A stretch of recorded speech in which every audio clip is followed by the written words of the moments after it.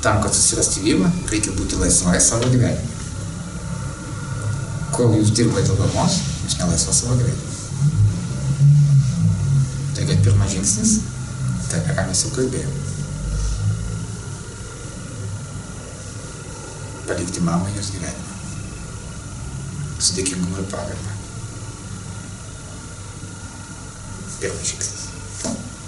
Antras žingsnis. Pasižiūrėti į tėvą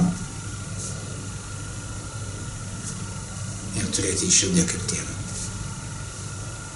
Ir būti maža dukra pas didelį tėvą. Tada atsiveria laisvas kelias savo gyvenimą, kaip moteriai, kuri gali turėti vyrą.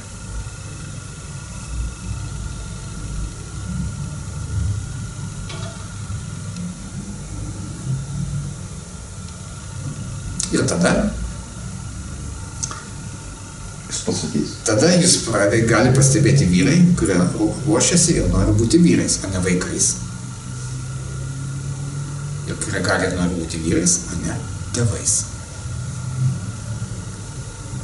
Nes kitaip, kartais vyras tampa tėčiu.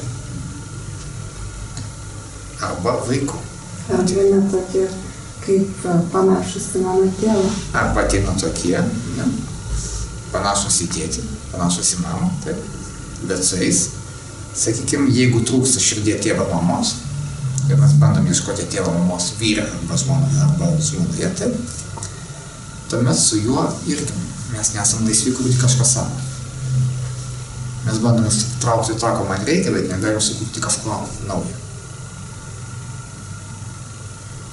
Bet jeigu pas mane širdyje yra mama ir tėvas, aš su vyru galiu kurti kažką naujo.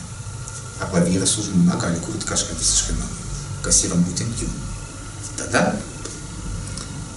tai taps knyga, kurią visą laiką įdomu skaityti ir ne vis neperskaityti.